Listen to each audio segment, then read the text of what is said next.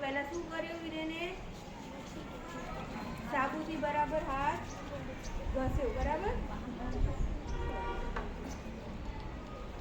પછી એને હથેળીઓ ઘસી, જેથી કરીને હથેળીમાં કંઈ મેલ હોય તો એ જતો રહે. પછી અંગૂઠા બંને બાજુ, પછી આંગળીઓ વચ્ચેની જે જગ્યા છે એ, બરાબર? પછી એની ઉપરનો ભાગ,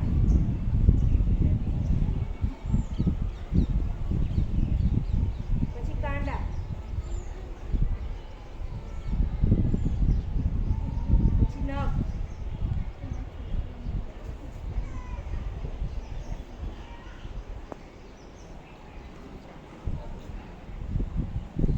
પછી ફરીથી એકવાર આખો હાથ સરસ ઘસી